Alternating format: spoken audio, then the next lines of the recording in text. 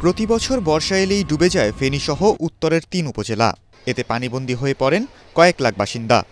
অথচ বন্যা থেকে রক্ষায় ১৫০ কোটি টাকায় মুহুরী, কহুয়া, সিলোনিয়া নদীর দুতীরে ১২২ কিলোমিটার বন্যা নিয়ন্ত্রণ বাঁধ নির্মাণ করা হলেও সেই বাঁধ ভেঙে প্লাবিত হয় বিস্তীর্ণ এলাকা। সংশ্লিষ্টরা আশ্বাস দিলেও মেলে না সমাধান। মেগা প্রকল্প ছাড়া এ দুর্যোগ থেকে রক্ষা পাওয়া সম্ভব নয় বলে জানান পানি উন্নয়ন বোর্ডের নির্বাহী প্রকৌশলীরা। বাংলাদেশ ভারতের একটি আন্তঃসীমান্ত নদী মুহুরী। ত্রিপুরার লুসাই পাহাড় থেকে উৎপন্ন হয়ে পশ্চিমে ফেনী জেলার পরশুরাম উপজেলা দিয়ে বাংলাদেশে প্রবেশ করেছে নদীটি। অন্যান্য নদীর মতো জোয়ার-ভাটার স্রোতধারা নেই এতে। শুধু ভারতের পানি এ নদী দিয়ে ভাটির দেশ হিসেবে বাংলাদেশে আসে। মোনালিসা হেভি ফ্লো 15 পিস প্যাকেটের সাথে 8 পিসের একটি প্যাকেট একদম ফ্রি। কিন্তু আন্তর্জাতিক নদী আইন না মেনে ভারত ফেনীর মানুষের যুগ যুগ ধরে ক্ষতি করছে। তাদের পানি আগ্রাসনের শিকার ফেনীসহ সীমান্তের বিস্তীর্ণ জনপদ।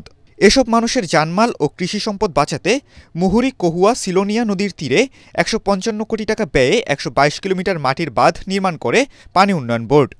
২০১১ সালে বাঁধের নির্মাণ কাজ শেষ হলে পরের কয়েক বছর বন্যামুক্ত ছিল স্থানীয়রা। ২০১৩ সালে আকস্মিকভাবে বাঁধের ৩টি অংশ ভেঙে যায়।